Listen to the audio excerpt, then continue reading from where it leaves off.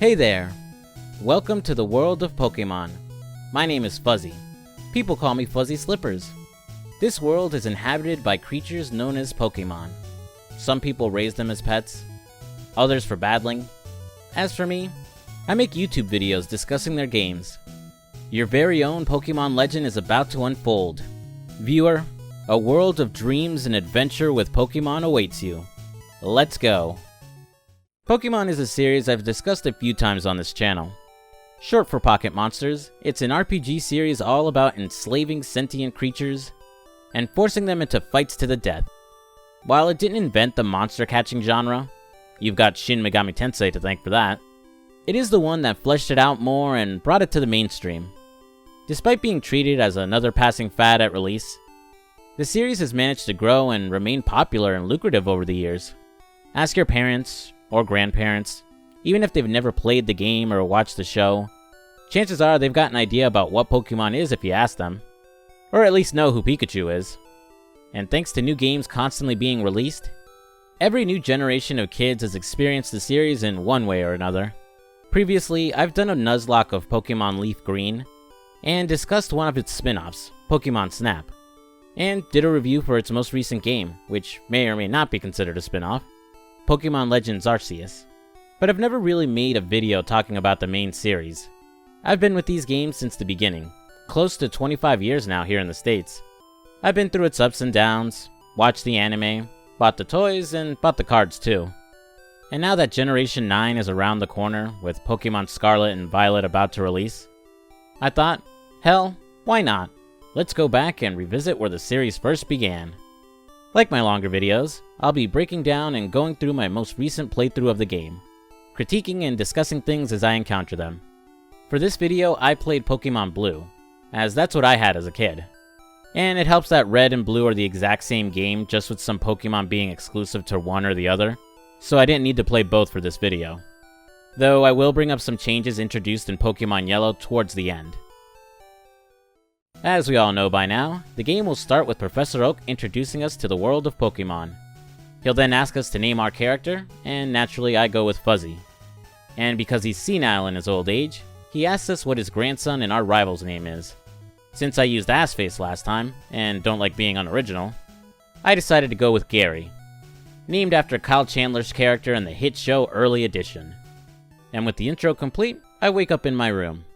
Looking around, I find a Super Nintendo, but tragically I can't play Chrono Trigger on it.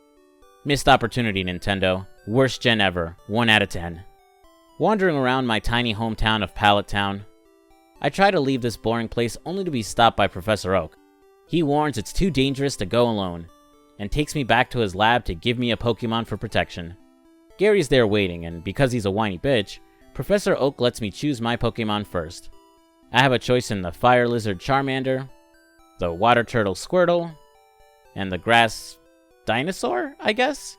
Bulbasaur, who I ended up choosing as that was my first Pokemon as a kid. Gary of course chooses Charmander, as he has a type advantage over Bulbasaur, and then challenges us to a battle.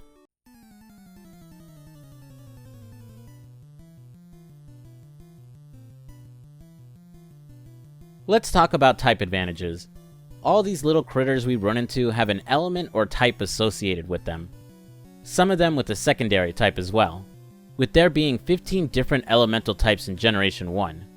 The game sorta introduces us to it when choosing our starters, with a simple to follow type triangle. Water is strong against fire, fire is strong against grass, and grass is strong against water. Depending on what type your Pokemon is, combined with what type of move they use, will determine how much damage they do and receive when fighting. What elemental type is strong against another isn't spelled out to the player, with only some NPCs telling you about certain type matchups. Otherwise, you're left to figure it out on your own. The starter trio is fairly simple to put together, and others like Psychic beating Fighting make sense in the context of the whole idea of brains over bronze, or Water beating Rock and Ground types because, erosion. Though some matchups really stretch your logic, like Flying being strong against grass. I guess cause birds nest in trees? I don't know. Now, none of that actually comes into play during this fight, or for several hours in game actually, as the first fight against your rival is just both of your Pokemon smacking each other for several turns. both using normal moves that don't do any extra damage unless you get a critical hit. After crushing Gary, it's time to wander off and explore the Kanto region. Though not really. As once I make it to the next town, Viridian City, an old drunk blocks my progress and won't let me through. And the Pokemon gym here is closed for some reason. With nowhere to go, I head to the Pokemart and the clerk there asks me to drop off a package to Professor Oak. Returning to his lab, he thanks me and then forces his dream of documenting all Pokemon in the world onto Gary and I, giving us each a Pokédex, and with that, the game really kicks off. Our goal now is to see and capture every Pokemon, along with collecting badges by defeating gym leaders scattered across the land, becoming the very best like no one ever was. Too bad the old man doesn't really give us anything helpful for our journey outside of the Pokédex, as we first have to pick up a map of the world from Gary's sister, and have to buy Pokeballs back in Viridian City. If you return to the drunk who blocked your path earlier, he'll teach you how to catch Pokemon. Catching Pokemon is pretty simple on a surface level, just lower their HP and then chuck a Pokeball at it. But it's a little more complex, especially with the kind of busted way Gen 1 calculates catch success. To avoid bogging down the video, I'm just going to give a brief overview of how it's calculated, but I'll link a video from the channel Lyra made a website that goes more into the numbers and factors that go into that calculation. Essentially, when it comes to catching a Pokemon, a few things are taken into account. First is the individual Pokemon's catch rate, how easy or difficult it is to catch a certain species of Pokemon, with common Pokemon like Pidgey being much easier than legendary Pokemon like Zapdos. Next is how much health a Pokemon has left. Not a specific number of health left, but whether its health is in the green at full HP, orange at half HP, or red at less than a third of HP. This means that a Pokemon in the red at 1 HP isn't any easier to catch than a Pokemon in the red at 10 HP. The next factor is if you inflicted a status effect on the Pokemon, with effects like freeze and sleep providing an even better catch rate than other status effects. And finally, what type of Pokeball you're using to catch the Pokemon. Either Pokeballs, Great Balls, or Ultra Balls. The better balls being unlocked as you progress through the game. Combine all these factors together to increase your chance of catching a Pokemon. Though, interestingly, because of Gen 1's weird design, Great Balls end up being the best ball for catching common Pokemon, so it's not worth it to buy Ultra Balls unless you're catching a legendary Pokemon. You can only carry a team of 6 Pokemon with you, any extras caught being transferred to a box on your PC. But this system is limited in Generation 1, as a box can only hold 20 Pokemon, and if a box is full, you won't be able to catch any more Pokemon. You need to go to a Pokemon Center and use the PC to switch to an empty box. Unfortunately, there's no way to know if your box is full unless you're checking each time you go to a Pokemon Center. Wandering around, I start building a team. Nothing exceptional, of course, as I only really have the options of Pidgey, Rattata, Nidoran, and Spearow around Viridian City. It's tiny, but this is where the differences between Red and Blue first show up. While not exclusive to one version or the other, if you're playing Pokemon Blue, you have a higher chance of encountering a female Nidoran, while in Pokemon Red, it would be a male Nidoran instead. Version exclusivity and different encounter rates are the only differences between the two versions. Having two versions was originally conceived as a way to encourage kids to be social and interact with each other to trade, which I believe was true back then, as I played Pokemon with tons of kids at school. But it also had the nice bonus for Nintendo of selling loads of the Game Boy Link cable, which conveniently wasn't included with copies of the game. Though it does feel like a cash grab nowadays, since game carts are big enough to hold more Pokemon, and trading is easily done online and through local Wi-Fi. There really doesn't feel like a need for dual versions outside of tradition. Though you don't need to buy 2 handhelds in both games unless you're doing a living Pokédex challenge, or you're incredibly antisocial. Our goal now is to head through the Viridian Forest and challenge the gym leader in Pewter City. Before entering the forest though, we do have an optional fight against our rival. If you head west instead of north, you'll run into him on the path that leads to the Pokemon League. He now has 2 Pokemon and both are level 9. It's very easy to accidentally step into this fight just after getting the Pokédex and getting steamrolled if your Pokemon aren't leveled up. And if you do end up losing to a trainer or a wild Pokemon, you'll end up getting knocked out and robbed of your cash before waking up at a nearby Pokemon Center. Man, being a Pokemon trainer sure is rough. Losing a fight and blacking out can be brutal in this generation. First, because you lose half of your money, and second, because there are few ways to make money back. You can't re-challenge trainers outside of the Elite Four all the way at the end of the game. And there aren't any items you can farm and sell to make money either. So if you lose most of your money, there's a real chance you can soft lock yourself in certain parts of the game. Viridian Forest is where we're introduced to bug-type Pokemon. Mainly Caterpie in blue and Weedle in red. The bug-type's main gimmick is their speedy evolution, usually hitting their last stage before your own starter has evolved into their second stage.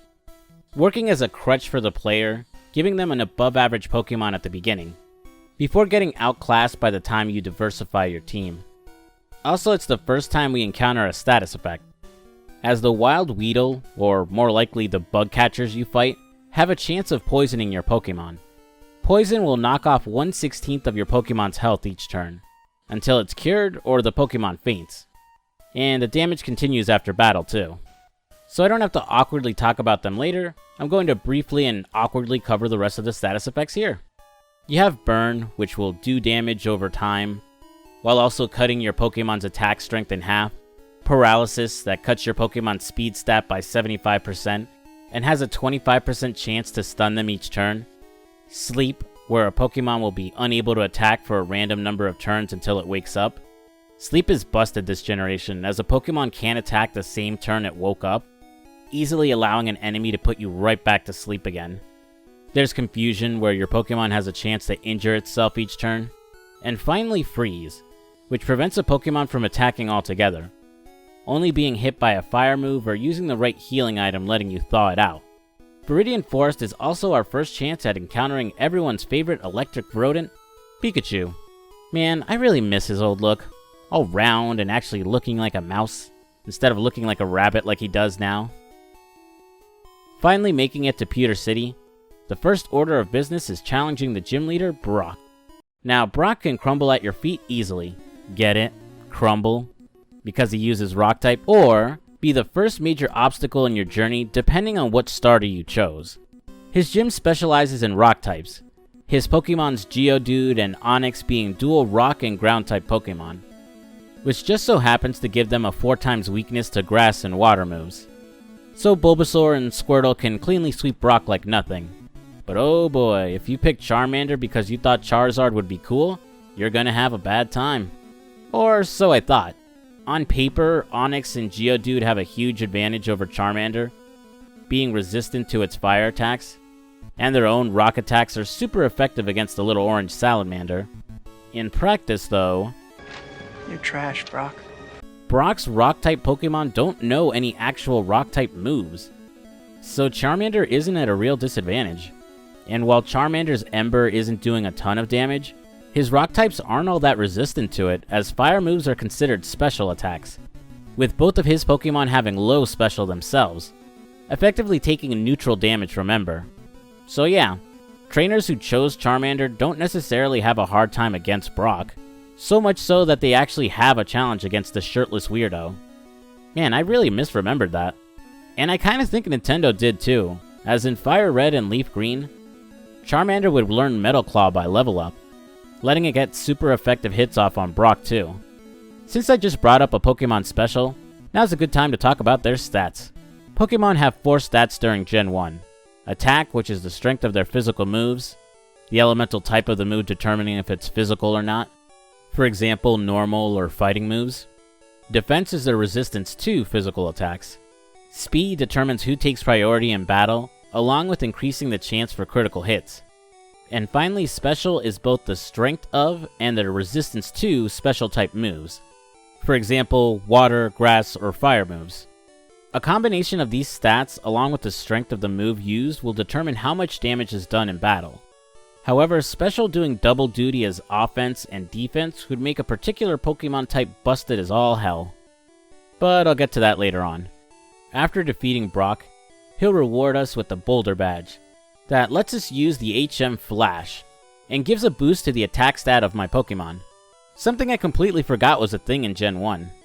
He also gives us TM34, which contains the move Bide. Bide letting a Pokemon soak up damage for 2 turns before firing it back at an opposing Pokemon. TMs, or technical machines, allow Pokemon to learn moves on the fly as opposed to having to learn them through level up. They'll be given to you by trainers throughout the journey, but can also be found hidden in the world and some bought in Celadon City. But there are some serious drawbacks with them in Generation 1. First is that you don't know what the move actually does until you try teaching it to your Pokemon, and using it, so you may end up teaching a Pokemon a less than useful move. Second, and the much bigger one, is that they're one use only. So you may end up wasting a useful move on a Pokemon you'll end up replacing somewhere down the line.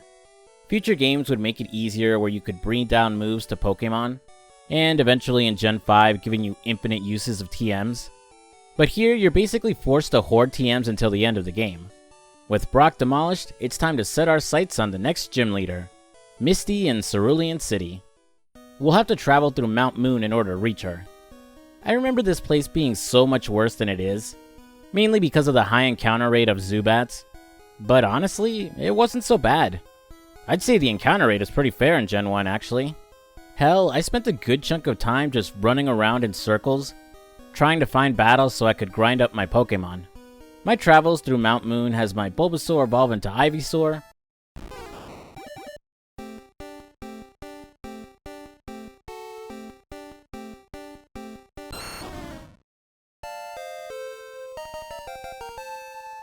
the most underrated of evolved starter Pokemon, along with encountering Team Rocket for the first time. They're dedicated to protecting the world from devastation, uniting all peoples within their nation, denouncing the evils of truth and love, and extending their reach to the stars above. They steal Pokemon from trainers, candy from babies, and try to trick you into buying their shitty crypto coin. You only encounter their flunkies here, who are collecting the rare Moonstones found in Mount Moon. The stones are able to evolve Pokemon like Clefairy, Jigglypuff, and the evolved forms of the Nidoran line. Towards the end, I beat up some nerd and take one of his fossils. My choice of either the Dome or Helix fossil. It'll be a while till you can use them for anything, but the fossils can be revived into an extinct Pokemon. Either Ammonite from the Helix fossil, or Kabuto with the Dome fossil. Conquering Mount Moon, I enter Cerulean City in order to challenge Misty. Or not, as while you can face her right away, her Pokemon are much higher level than any trainer you fought at this point. So the better move would be to head north and grind by fighting the trainers on the Nugget Bridge.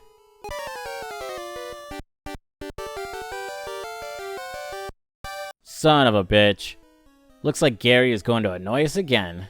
Your rival takes a decent spike in difficulty, as while his starter hasn't evolved yet, he makes up for it with a diverse team. He'll lead with Pidgeotto, which can be the most annoying member of his team. It'll outspeed most of your Pokemon, but more annoyingly spams Sand Attack, which lowers the accuracy of your attacks. Next is Rattata, which does quite a bit of damage with Hyper Fang, probably sweeping most of your team if they aren't leveled high enough, or have decent defenses like Geodude. Abra is next, and is the game being generous, as it can only use Teleport. So really it's just a free turn to heal up or get some XP for a weaker Pokemon. And finally, your rival's starter will round out the group. Unfortunately, I didn't have a hard counter for his Charmander, but Ivysaur being over-leveled combined with Leech Seed let me survive. Defeated, he fills us in about Bill, the creator of the Pokemon storage system, who lives in a cottage north on Route 25. Before we can meet him though, we'll have to clear out the Nugget Bridge, and the Rocket Grunt at the end, and then the trainers on Route 25. At Bill's cottage, he isn't what you'd expect, as apparently he's a talking Pokemon. Well, not really, as some transporter experiment has fused him with a Pokemon. Instead of putting him out of his misery like Jeff Goldblum, we just need to use the transporter to separate him and bring him back to normal. As thanks, he'll give us a ticket to a party on the SS Anne. Mission accomplished, it's time to finally challenge Misty and her water Pokemon. While Brock was a glorified tutorial boss, Misty can be an actual challenge. Choosing Bulbasaur, I have a natural advantage over her, while if you chose Squirtle, you're on equal footing, and Charmander of course gives you a disadvantage. This is why heading north before facing her is a good idea, as you can catch a grass Pokemon like Bellsprout or Oddish to face her, with Bellsprout showing up in blue and Oddish showing up in red. Pikachu is also an option if you caught one in Viridian Forest, though less reliable, as his special stat is rather low, so even with a type advantage, you're not doing much damage. Misty fights with the starfish Pokemon Staryu and Starmie. Starmie is the stronger of the pair, being more tanky and faster with a high special stat. After defeating her, she'll give me the Cascade badge, which lets traded Pokemon up to level 30 obey me, and also let me use the HM Cut outside of battle, along with TM11, which can teach Pokemon the water move Bubble Beam. The next destination is Vermilion City, but before leaving, let's talk about Cerulean City. Unlike the last few towns, it does have a little more substance to it. First, it has a bike shop. It's absolutely insane owner charging people $1 million for the privilege to own one. Christ, dude, you're selling bikes, not Ferraris. How do you even make money with that kind of idea? Second is that this is the first opportunity for an in-game trade. A guy in a house next to the Pokemon Center offers to trade you a Jinx for a Poliwhirl, though it'll be a while till you can get the Pokemon required for the trade. You have two options when it comes to trading. First are with NPCs scattered throughout the game, and the other is of course with any real-life friends. In order to trade with friends, you'll first need the link cable I referenced earlier. Next, you both need to go to a Pokemon Center and talk to the woman on the right to initiate a trade. There aren't any real restrictions when it comes to trading, the only rule being you can't trade if you only have one Pokemon. When you receive your friend's Pokemon, it will gain XP faster than your other Pokemon, making it easier to level up. There's also certain Pokemon who can't fully evolve unless traded, giving more reasons to want to socialize and engage with others in order to exchange Pokemon. The trade-off though is if you don't have the right gym badge, the Pokemon will disobey you if its level gets too high. In battle, it will use moves you didn't tell it to use, not attack at all, or just straight up fall asleep in battle. This keeps you from just steamrolling through the game with a level 100 Pokemon right from the beginning. You can't change the Pokemon's nickname either, so if your friend's a jerk and names it something stupid, you're stuck with it. With everything wrapped up in Cerulean City, it's time to head south to Vermilion. On the way, I embarrassed the Kanto police force by catching a robber who's still hanging out at the scene of the crime, and briefly pass by the daycare, where I can drop off a Pokemon to have someone else raise it for me. Outside of probably Magikarp, I don't think I ever really used this place as a kid, as just switching out a lower level Pokemon for a stronger one during fights feels way more efficient at grinding up my team. Also, Pokemon in the daycare learn moves automatically, so if they already know 4 moves and learn a 5th while in there, it'll overwrite a move at random, potentially erasing a good move for a crappier one. Continuing my journey, I take the underground path and eventually arrive in Vermilion City. Unlike before, I can't challenge the gym leader right away, as a tiny, impossible to pass bush blocks my way, so I have to sidetrack to the SS Anne. But before hopping on the cruise ship, it's time to get a bike. Since I'm not a millionaire, I suck up to the president of the local Pokemon fan club, and after listening to his disturbing obsession with Rapidash, he gives me a bike voucher that I can exchange for a bike back in Cerulean. Whee! Look at me go. Watch me ride this incredible bike you peasants could never afford. You know, before starting this game, I was sort of dreading how slow it was going to be before I got the bike. But it really isn't that bad getting from place to place just walking. Part of me thinks the introduction of the running shoes in Gen 3 kinda rewrote my memory into thinking Gen 1 was just a painfully slow walking sim. Only now am I realizing that the running speed wasn't all that bad, but at the same time that most areas are much smaller compared to future games. Mount Moon being a perfect example, as even with running into Zubats constantly, I got through it in a rather reasonable amount of time. Maybe Gen 1 hasn't aged as badly as some people think. Next I get the Old Rod from the Fishing Guru, but it's only good at catching Magikarp, so it's kinda worthless since I already got one. And finally, even though I couldn't trade earlier in Cerulean, there is someone here who will trade me their rare Pokemon for a common Spearow. It's Farfetch'd, the only one in the game, and with an incredibly stupid name. Like DUX, Ducks. Super original. A duck Pokemon named Dux. Maybe it's French and it's supposed to be pronounced Dukes. That will make you Frank Dux. No. It's Dukes. Gotcha. Like put up your dukes, right? Boarding the SS Anne, it's just another spot to grind up the team, fighting a combination of passengers and the crew. While talking to NPCs, I find out that the captain has a famous cutting technique that lets him cut through anything. even impassable, indestructible tiny bushes. Naturally, I race to learn this incredible move, but I'm stopped by Gary, who challenges me to another fight. His team is only a few levels higher from the last fight, but the rest of his team have now evolved. A combination of his Kadabra and Charmeleon should have made this a decent challenge, but the Diglett I caught in the Diglett Cave made a joke of his entire team. So it was a much cleaner sweep this time. Meeting the captain, he looks a little seasick. Kinda odd considering he's on the ocean all the time. So I decide to help him out by giving him a back rub, somehow fixing his upset tummy. And in return, he gives me HM01, aka Cut. I previously talked about TMs or technical machines. Now HMs or hidden machines are similar but work differently. First is that they have unlimited uses, unlike TMs. Second, HMs, while being usable in battle, can also be used in the open world. They come in 5 flavors. Cut will let me get rid of those pesky bushes. Fly lets me return to any town I visited. Surf allows me to cross bodies of water. Strength allows my Pokemon to push giant boulders. And finally, Flash will light up dark caves. You won't be able to use HMs unless you have the right badge. And finally, the most infamous thing about HMs, once your Pokemon learns a hidden move, it can't be overwritten. Because of this huge drawback, you could ruin an otherwise great Pokemon by sticking too many HMs on it. Thankfully, Gen 1 isn't as dependent on HMs as some other generations, and with how terrible movesets can be for Pokemon, sometimes an HM is a needed upgrade even at the cost of being permanent.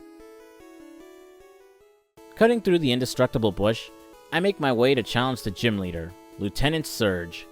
He's referred to as the Lightning American, Surge being an army veteran who specializes in electric Pokemon. It's tiny, but I dig this little bit of lore about him, as according to him, he previously fought in a war using electric Pokemon. Due to his age, I always took it as headcanon that he served in Vietnam, fighting for his country against the Viet Cong, before becoming disillusioned with the war and returning home, being disrespected by his government and his fellow Americans, eventually getting into a huge altercation with the police force of some town in Oregon. That's Rambo, dude. What? You just described the plot of Rambo. Yeah, that's the first from It's the first the one. first First movie. Blood. Yeah, I think you're confusing your life with Rambo, bro. That's not the first time you've described your life in the way of John Rambo's life. But that's been retconned. And now he's just some soldier from some country who fought in some vaguely defined war. Lieutenant Surge's gym introduces a small puzzle element, needing you to find 2 switches to unlock the doors that lead to them. The switches are randomly hidden in the trash cans in the room, and they'll reset if you hit the wrong switch after finding the first one. It might sound like it's annoying RNG at first, but the correct switches are always next to each other, so it's easy to get it right after a few tries. Lieutenant Surge is also pretty easy, thanks to the Diglett I captured earlier, who evolved into Dugtrio while fighting the trainers in his gym. Dugtrio being a ground type makes him immune to electric moves, and his dig attack does super effective damage. Now rocked by PTSD, the old soldier gives me the Thunder Badge, which lets me use Fly outside of battle and raises my Pokemon's speed, along with giving me TM24, that teaches Thunderbolt. The next gym leader is located in Celadon City, but it's going to be a while till I reach her. Before I can start heading in that direction, I first have to go through Diglett's Cave to return to Route 2 and Viridian City. A building located here has one of Professor Oak's aides waiting. As long as I've caught 10 Pokemon, he'll give me HM05 Flash, which I'll need to get through the next area. Backtracking to Cerulean and cutting down the bush that was blocking the way east, I can make my way to the Rock Tunnel. This place is manageable without Flash and the only place that even needs it, but the devs were dicks about its design, as it has plenty of dead ends that will have you backtracking in different locations. Once free of the darkness, I arrive in Lavender Town, home of terrible Pokemon creepypastas. And God, I love the music here. It really captures the creepiness and the despair associated with this place. There's no gym here, but you can find the Name Raider, who will let you change your Pokemon's nickname, but not the ones you got in a trade, so I'm still stuck with Ducks. And of course, the Pokemon Tower, a large building where the remains of dead Pokemon are kept. You know, it's kind of surreal to see death brought up during a kid's game, especially one where the main goal is to make creatures fight each other until only one is standing. Makes you wonder how many Pokemon get accidentally killed in trainer battles, or if there's some kind of Michael Vick level Pokemon fighting ring that exists in the world. Well, actually that may exist, as if you talk to some NPCs, you'll find out that Team Rocket was responsible for the death of some trainers' Pokemon. Specifically the death of a Marowak that was trying to protect its baby Cubone. Entering the tower, I bump into Gary again, who just finished laying his Raticate to rest after the thrashing I gave it last time. Allegedly. He's added more variety to his team. The new Pokemon on it, different depending on who you chose as your starter. Adding a combination of either Growlithe, Gyarados, or Execute. Thanks to my team though, it's another easy sweep. Now I have the option to ascend the tower, where I'll run into some spooky ghosts, who terrify my poor Pokemon into being unable to attack. While I can continue and face the trainers here, I decide to come back later and head to Celadon City instead. Celadon is the largest city in the game. On top of a gym, it also has a gaming corner, where you can gamble and play the slots, hopefully making enough coins to buy some rare Pokemon from the prize counter next door. It works just like it does in real life, where you'll spend more time losing than actually hitting a decent jackpot. You're better off just buying the coins at the counter than wasting time playing the slots. There's also a huge department store here where you can go on a shopping spree, buying TMs, evolutionary stones, or vitamins to buff your Pokemon stats, along with some handy dandy vending machines on the roof, where you can buy tasty beverages to share with thirsty guards. There's even a hotel for people, with an invisible PC in the corner. Very spooky. Exploring around, I enter the Pokemon Mansion, where the developers of the game hang out. This really went over my head as a kid, as I thought they were just in-universe game developers. My tiny baby brain incapable of picking up the fourth wall break they were doing. At the top of the mansion, I can scoop up Eevee, the little brown puffball capable of evolving into 3 different Pokemon, depending on what stone is used on it. What do I choose to evolve it into? Well, let's just say it's a Pokemon that's most compatible with humans. I have the option to challenge the gym leader Erica as soon as I arrive, but decide to unravel a conspiracy happening in Celadon first. Exploring town, I spot quite a few Team Rocket grunts just wandering around. Talking to various NPCs, I eventually learned there's a hidden switch behind a poster in the game corner. Defeating the guy guarding it, and pressing the switch, I discover a secret Team Rocket base under the game corner. Turns out this whole place along with the prize corner is a giant scheme run by Team Rocket. Wandering around the base and stepping into these stupid moving tiles,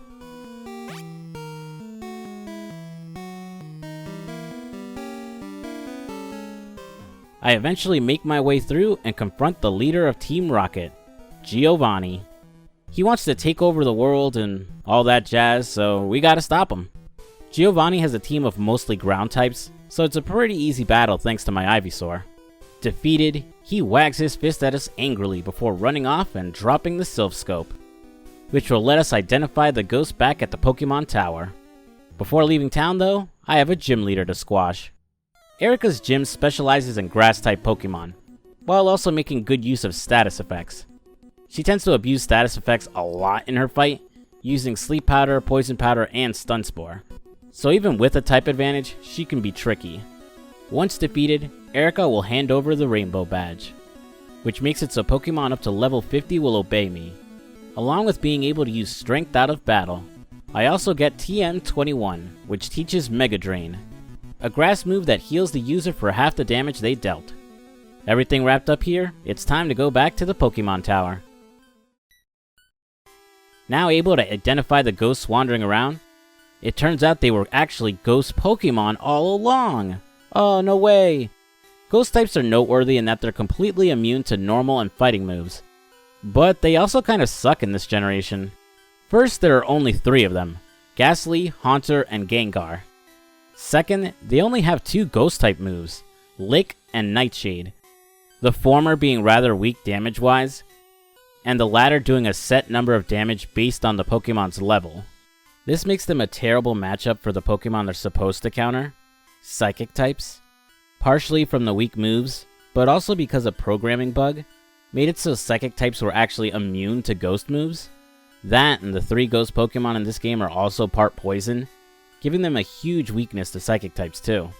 The Pokemon Tower is huge, with several floors filled with trainers, but the game does show some mercy, as there's a purified area where you can instantly heal your Pokemon, making it a great spot to level grind. The stairs leading up to the final floor are guarded by the spookiest of all the spooky ghosts, but thanks to the Silph Scope, it's revealed to be the spirit of the dead Marowak I mentioned earlier. After salting and burning its bones to put it to rest, I find Team Rocket at it again, this time harassing a nice old man named Mr. Fuji. Sending them packing and talking to the old man, he reveals he came to the tower to try and put Marowak to rest himself. Thanking me for the help, he teleports us to his house and gives me the Pokeflute, which lets me wake up sleeping Snorlax on the road, but also works to wake Pokemon up in battle too. No more spending money on awakenings now. I now have 3 options on where to go next. Either heading south from Lavender Town, past the Snorlax there and taking a path towards Fuchsia City, heading west from Celadon City, past the Snorlax there, and down the cycling road to Fuchsia City again. Or finally, approaching one of the guard posts, giving the guard a drink, and entering Saffron City instead. Despite Fuchsia City and its gym leader Koga being considered the correct order to go, I decided to go with Saffron City instead. Before heading there, I capture the Snorlax south of Lavender Town and meet the fishing guru's older brother, who gives me the Super Rod, which lets me catch better Pokemon when fishing. Arriving in Saffron City, the place has seen better days, as Team Rocket has the place under lockdown, blocking entry to certain places like the gym, but also having completely taken over the Silph Co building. Why the police, or shit, even the gym leader aren't doing anything about it is beyond me. Maybe those thirsty guards are on Team Rocket's payroll or something. Before dismantling their entire plan yet again, the first order of business is to hit the gym. Well, the other gym in town. It's a fighting dojo, with the trainers inside specializing in fighting type Pokemon.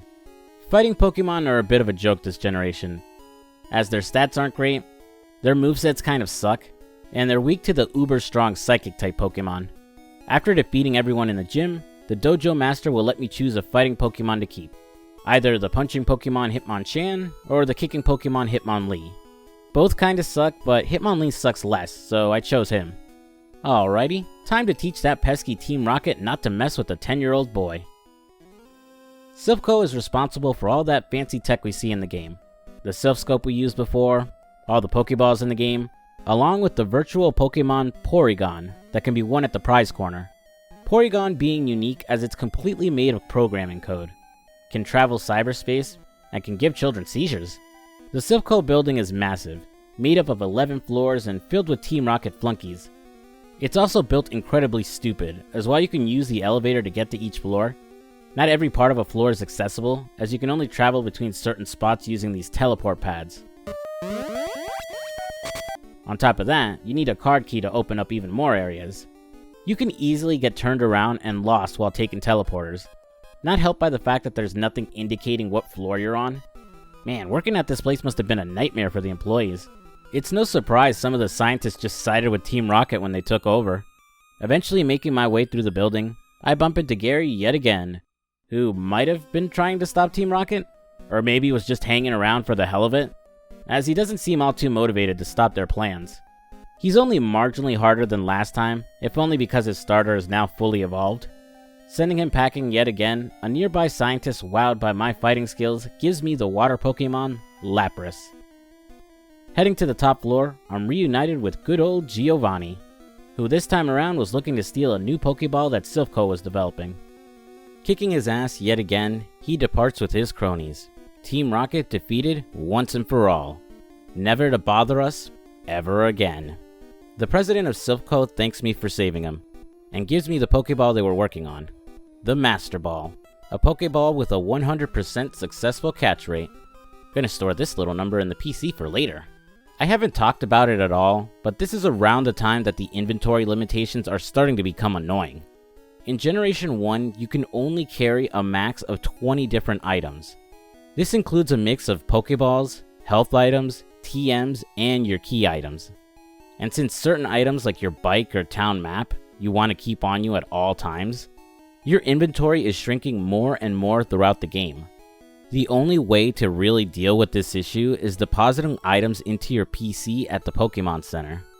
But that's only a band-aid, as if you run out of storage in the wild, you're most likely going to start tossing things out just to avoid having to come back for a TM or item you find. Also, as I found out for the first time during this run, your PC has limited storage too. So if you're hoarding your TMs like I was, you're stuck having to toss or sell even more items. And, a mild nitpick, but you can't bind key items to a shortcut like you can in future games. So when you want to use your bike or fishing rod, you'll have to manually open your inventory and scroll through items to find and use them. With Team Rocket run out of town, it's time to face the next gym leader, Sabrina. Her gym specializes in the overpowered Psychic type, the Pokemon here being able to deal high special damage and tank it just as well. The stupid teleporter pads are here too, so have fun trying to actually make it to Sabrina. Psychic types only have 2 weaknesses in Generation 1, Bug and Ghost. Like I discussed before, Ghost is worthless due to the programming bug making Psychic Pokemon immune to their attacks. Meanwhile, Bug types aren't very strong this gen, and the handful of moves they have are equally as weak. You would think all these factors would make Sabrina the toughest gym leader so far, but not quite. Psychic types do have one glaring weakness, their terrible physical defense. So a Pokemon like, say, my Dugtrio can easily topple her Pokemon despite how overpowered they may seem. Once defeated, Sabrina gives me the Soul Badge, which lets me control Pokemon up to level 70, along with TM46, Psywave. Next stop, Fuchsia City. I first return to Celadon City and head west towards the cycling path, stopping by this small house in order to get the HM for Fly. The cycling path itself is nothing special, just a long stretch of downhill road, littered with trainers on bikes. Including this guy, who looks like he has a Bellsprout on his dick. Once you see it, it's impossible not to notice. And now I've gone and stuck it in your head. Forever. Once in Fuchsia City, I go straight for Koga. His gym's gimmick has these invisible walls that you have to navigate to get to him. Koga and his trainers specialize in poison Pokemon, though some trainers here use Psychic types too.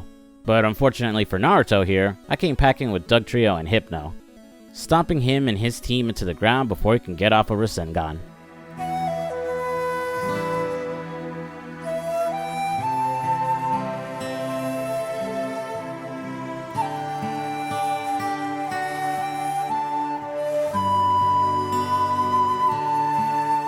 Koga will give me the Soul Badge, which allows me to use Surf outside of battle, along with raising my Pokemon's defense.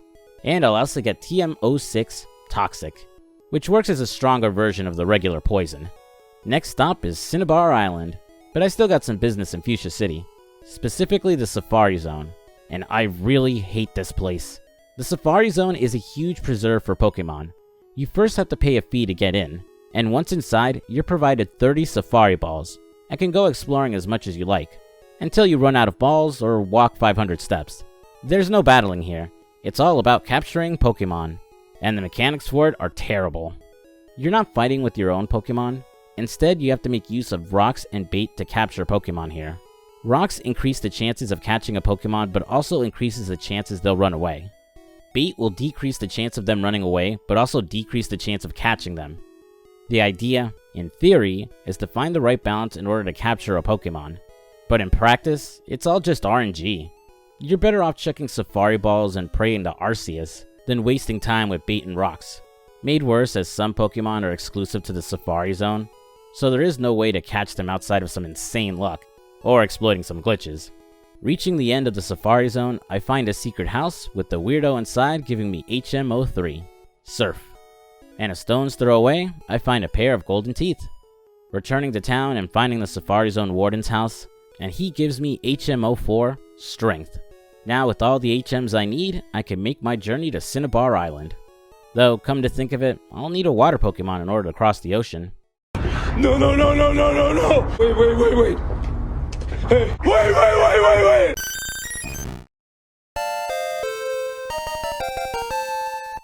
You can get to Cinnabar from 2 paths, either heading directly south from Fuchsia City and going through the Seafoam Islands, or flying back to Pallet Town and surfing south, which is what I did. Arriving on the tiny island, I make a beeline for the gym, but the asshole who runs the place, Blaine, has locked the door and hidden the key to the gym in the burnt down Pokemon Mansion. Because reasons. Before going on a scavenger hunt though, I can go visit the Pokemon Lab. This is the place where I can have my fossil revived into a living Pokemon, and then get lectured by Jeff Goldblum over whether or not it was a good idea. I completely forget to come back for my Pokemon though.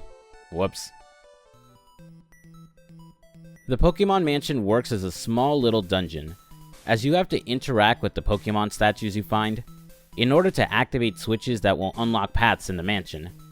The place is filled with fire Pokemon, and has a few NPCs scattered about. But what makes the mansion interesting is the journals from the scientists who used to reside here. They chronicle the discovery of a new Pokemon deep in the South American jungle. The scientists named this new Pokemon Mew. Mew will eventually give birth, with the newborn being named Mewtwo. Super creative. And finally, the scientists lose control of Mewtwo. The implication being that Mewtwo destroyed this place before disappearing. We dreamed of creating the world's strongest Pokemon. And we succeeded.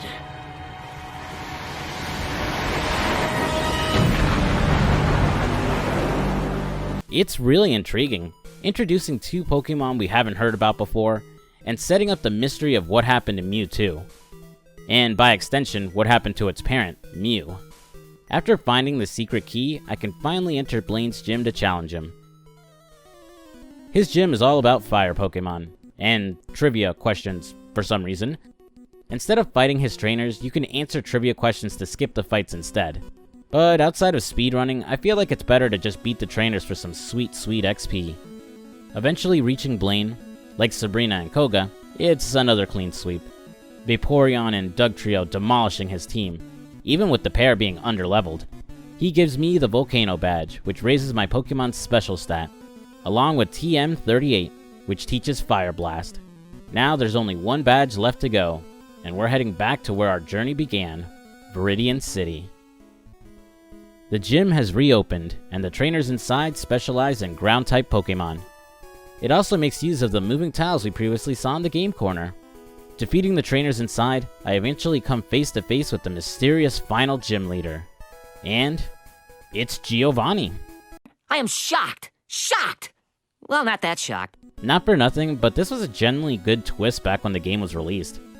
Viridian City was a pretty easy place to forget about once you started your journey, especially after beating Brock. Nothing in the game really ever refers back to the place. And throughout your encounters with Giovanni, he only ever focuses on his goal as the leader of Team Rocket, so you would never think he was doing double duty as the gym leader for Viridian City. Hell, the only tiny hint you get is his name, Giovanni. You know, Geo, like Geo, meaning Earth or land. And even then, you can only connect those threads when you find out his gym is ground-themed. Despite his impressive team though, Giovanni is again crushed by my team like nothing. Accepting defeat, he gives us the Earth badge, which makes Pokemon of any level obey me. Rather fitting for the leader of Team Rocket trying to take over the world.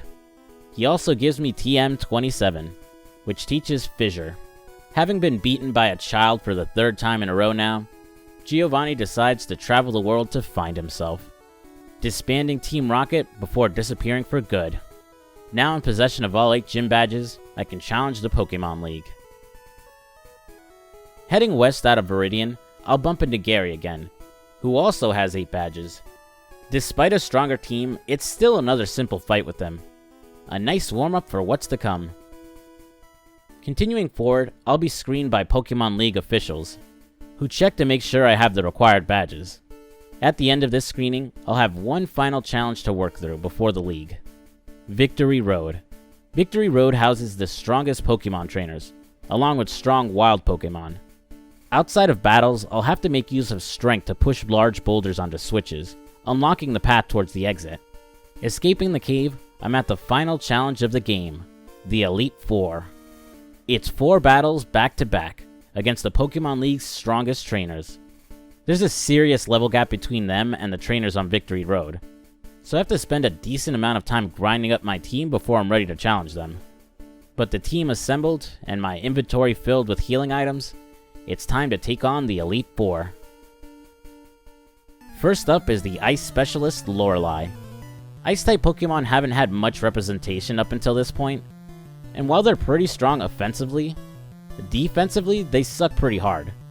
More so because 3 out of Lorelei's team are also dual water types, making them easy pickings for my Raichu. Next up is the Fighting Specialist Bruno, who for some reason I convinced myself was Brock's dad when I was a kid. As the Fighting Dojo already proved back in Saffron City, fighting Pokemon are trash, not helped by Bruno also having 2 Onix for some reason. After KOing Bruno, next is the Ghost Specialist Agatha. The old bat has the most character out of the Elite Four, mainly because of her past history with Professor Oak. Disagreeing with the old man when it came to Pokemon, Agatha leaning more towards battling over Professor Oak's obsession with studying them. Despite her specialty being ghosts, Agatha is more like Koga, and that her entire team is made up of part poison-type Pokemon. And just like Koga, she goes down just as easily when facing my Dugtrio and Hypno. The old lady down, we only have one person left to fight, Lance. Lance specializes in the rare Dragon-type Pokemon. No trainer using the type up until this point, and your only potential encounter with them is fishing up a Dratini back in the Safari Zone. Unfortunately, they're a bit overhyped this gen, as like Ghost and Bug Pokemon, their move pool is limited. In fact, only having one Dragon-type move, Dragon Rage, that only does a set amount of 40 damage. Defensively, they resist just about everything except Dragon and Ice moves, but that's really not enough for them. Combine all these factors, and Lance is a complete joke, even with this team out-leveling my own. The Elite Four defeated, I'm finally the Pokemon champion. Or I would be, but someone else beat me to it.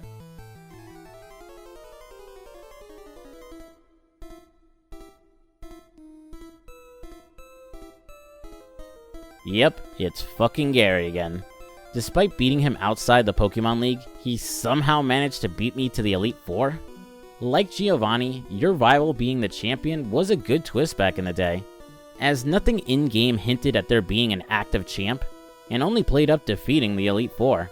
That said, your rival beating you to the punch just kinda makes sense. The entire game has him being one step ahead of you, usually cutting you off before you get to your goal, filling you in about what you can expect to encounter after fighting him, and despite being a cocky asshole for most of the game, there is a small bit of respect he has for you.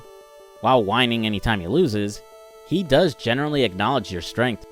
Also, I like the nice touch of his sprite changing throughout the game, as he becomes a stronger and more confident trainer. Honestly, this is probably why he remains the most popular of the rival Pokemon trainers. He's a jerk, sure, but he keeps you motivated and invested in wanting to beat him. And he feels like a genuinely real rival. I'm sure most of you can name a friend you're competitive with, one who you aren't really civil with, you can shoot the shit with, but still respect as a friend, as opposed to the boring, walking doormats we get as rivals later like How or Hop. Gary is indeed the strongest trainer in the game, but that's not saying much. Despite the large level gap between my team and his Pokemon go down with little effort. My Raichu takes care of his Pidgeot, Dugtrio takes out Alakazam, Venusaur deals with Rhydon, Ninetales burns down Exeggutor, Raichu tags back in to strike down Gyarados, and Gary's best Pokemon, Charizard, sitting at a powerful level 65, getting sunk by my Vaporeon. With that, I take the title of Pokemon Champion from my rival. Oak will show up to praise me and scold Gary, registering my Pokemon in the Hall of Fame. With that, the credits roll, and the game is finished. Or is it? While the main game and story are now complete, we still have a few things we can do in-game. Reloading my save, I'll find myself back in Pallet Town. While the game doesn't spell it out, I can now go out and seek the legendary Pokemon. Technically, you can do this as early as getting Surf, and I actually did that in fact, but I decided to save it for this part of the video to keep things more consistent. First, I returned to Route 10 near the entrance of the Rock Tunnel, and used Surf to discover a hidden area down the river. This is the Power Plant, which is filled with electric Pokemon. Making it to its deepest area, I can find the first of the legendary bird Pokemon, the flying electric Pokemon, Zapdos. Legendary Pokemon tend to have a high catch rate, making it a chore when trying to catch them. But because of the busted catching mechanics, you don't even have to waste time fighting them. Just use a Pokemon with a sleep move, for example, a Parasect with Spore, and chuck Ultra Balls at it until you catch it. It's a lot easier than you think. The second of the legendary birds is located in the Seafoam Islands. You have to solve a puzzle using large boulders in order to reach it, but when you succeed, you'll come face to face with the ice-flying Pokemon, Articuno. The last of the legendary birds is located in Victory Road. It's hidden in an off-beaten path. Well, not that hidden, as there's this one guy just a few feet away from it. This is the fire-flying Pokemon, Moltres. The bird's out of the way, you have one challenge left to go. Unlocked after becoming champion, you can fly back to Cerulean City and enter the Cerulean Cave that was previously blocked off. The cave houses the strongest Pokemon of the game, with some rare Pokemon you couldn't find before. Descending through its floors, you'll eventually come face to face with the world's strongest Pokemon, Mewtwo, a powerful level 70 Psychic type, who hits hard with Psychic, heals itself with Recover, and boosts its defense with Barrier. The ultimate test for the strongest Pokemon trainer. I chuck my Master Ball at it and instantly catch it. With that, Pokemon Blue is truly complete. Before summing up my thoughts on the game, and Gen 1 as a whole, let's briefly talk about Pokemon Yellow.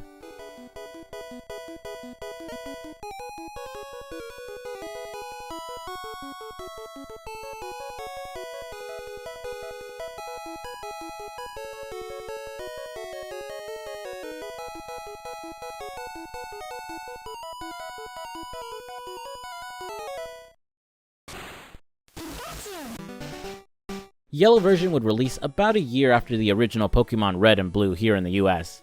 It was an updated version of the game that borrowed ideas from the anime. In it, your starter Pokemon would be a Pikachu, who would show up on the map and follow you around like Ash's Pikachu. And just like his, it can't be evolved. Pikachu's sprite was redesigned to look closer to his anime look, along with giving him a voice. Your rival this time around will end up choosing Eevee instead. It introduced a friendship system where you can talk to Pikachu and see its emotions based on how well you treat it, and how well it does in battle. A novel but kind of worthless addition, as how high Pikachu's friendship is only really matters when getting a certain Pokemon. But it would lay the groundwork for the friendship system introduced in Generation 2.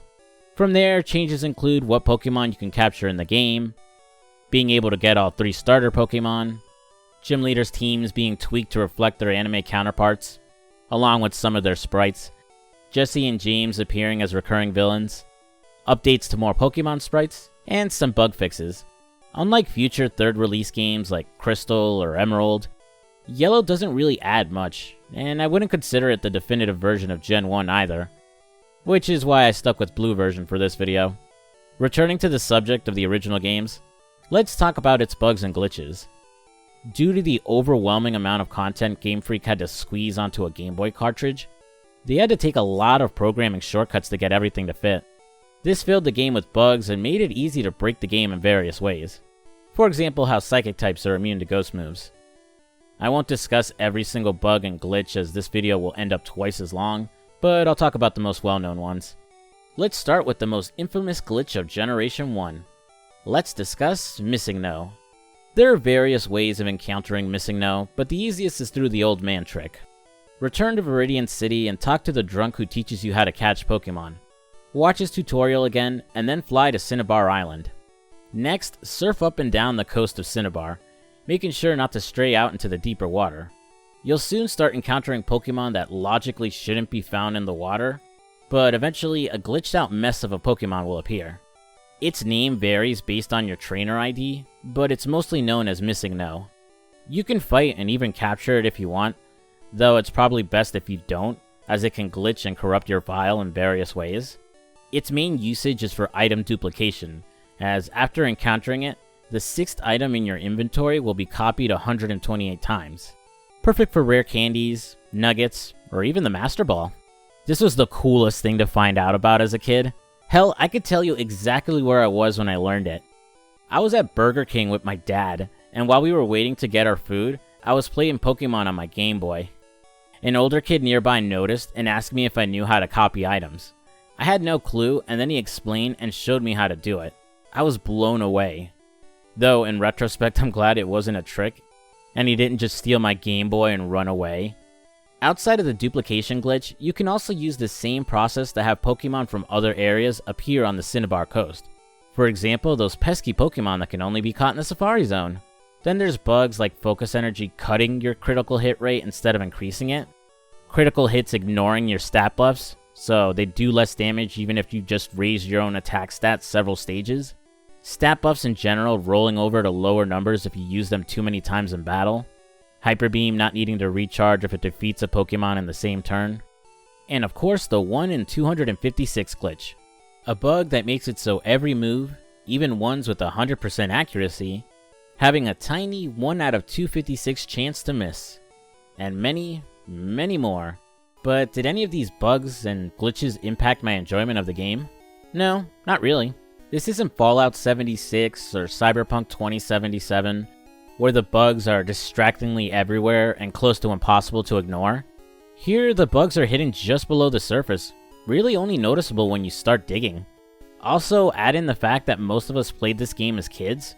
Chances are, if we did run into some bug, we'd shrug and think it was part of the game. Which brings me to my final thoughts on the game and Generation 1 as a whole. It's a generation that paradoxically gets more praise and more criticism than I think it really deserves. Fans of this generation will point to it as one of the hardest, with each gen after becoming easier and holding your hand more. But that's really not true. The early game is certainly harder, due to a lack of Pokemon and move variety, slightly more so if you chose Charmander as your starter, but as you saw by the time I got to the 3rd gym, any real difficulty melted away. Part of Generation 1's perceived difficulty comes from the fact that most of us were kids when we played it. While I think the game does a decent job explaining its mechanics and where to go, not every kid is going to think to ask NPCs for information, especially if this was their first RPG. Add in the fact that most Pokemon movesets are pretty terrible, usually gaining a move matching their type at a higher level. And yeah, fights can seem much tougher when all you can do is use Tackle against your opponents for several hours in-game. This problem with limited movesets ends up making the game easier towards the end too, as excluding some rare exceptions like your rival and the gym leaders, every trainer Pokemon you face will only use moves they learned through level up, not using any TM moves at all. So it's easy to predict what's going to be thrown your way and counter it just as easily. Then there's the brain dead trainer AI that will focus on using super effective moves against you, even if they do no damage. Using a poison type against Lance's Dragonite probably being the most infamous example, as it'll just use agility over and over again, since it's a psychic move and psychic is supposed to be strong against poison, even though agility isn't an offensive move and only raises speed. They also very rarely, if ever, switch out their Pokemon during battle or stop to heal them, strategies the player can easily exploit to stay in the fight. Critics will point to how certain Pokemon are grossly overpowered this generation, and while that's certainly true, maybe more in a competitive sense anyhow, as I demonstrated during this playthrough, even the almighty gods that are psychic Pokemon can be toppled rather easily, especially if you have a Pokemon who can outspeed them. Hell, having a type advantage really didn't matter all that much during my playthrough, again because of the limited movesets. That, and it's pretty easy to just power level your starter and beat the game without any real strategy. Being forced to use HMs and not being able to delete them once learned is another criticism. HMs in general are always a sore point until Gen 7 got rid of them, but here they really aren't that bad. Flash is completely optional, Surf and Strength are pretty good moves on their own, and those two are the only ones that are mandatory at the end of the game. This is probably the only gen where having an HM slave wasn't entirely necessary. TMs being one-time use and not having a description for what they do really does suck, especially since they're the only way to build a decent moveset for some Pokemon. The inventory was probably my biggest problem with the game, as it filled up way too fast, and the solution of storing things on the PC barely helped. Often I ended up just tossing TMs I knew I wouldn't use to make space. But overall, I had fun returning to Generation 1. It wasn't the slog I was expecting it to be. I liked the little bit of difficulty it brought with it, even if it didn't last long. It was pretty refreshing to play a Pokemon game where it wasn't just holding your hand the entire time. Man, how I miss the days where game devs trusted their audience to figure out things for themselves. I love how Kanto was laid out, with multiple different paths a player could take to certain destinations, so you don't feel railroaded into following the linear path the game lays out for you. The plot is overly simple. I mean, most Pokemon games are. But there's something to appreciate in that simplicity, as the game isn't bogged down by long cutscenes or annoying villains who are trying to take over the world with whatever the new box legendary is. Hell, taking down Team Rocket isn't even the main goal of the game. It's more a side quest on your way to getting all your badges. I always found it cool that after beating the game, you had a small post-game with a new area to explore and Pokemon to catch.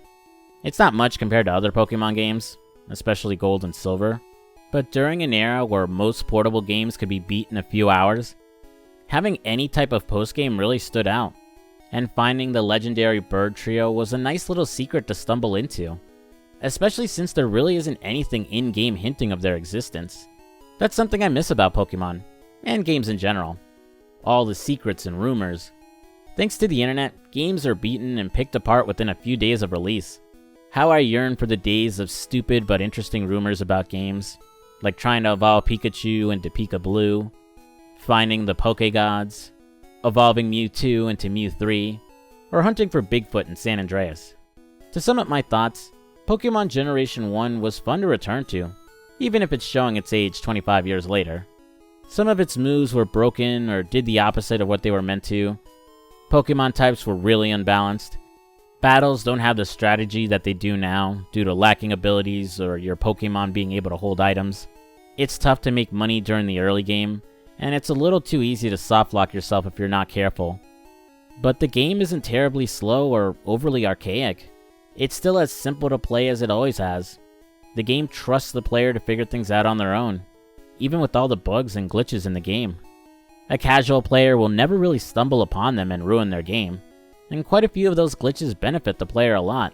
I wouldn't call Pokemon Generation 1 my favorite gen. I'll talk about that when I get there. But it still holds up pretty well today, and I think anyone could comfortably start the series here.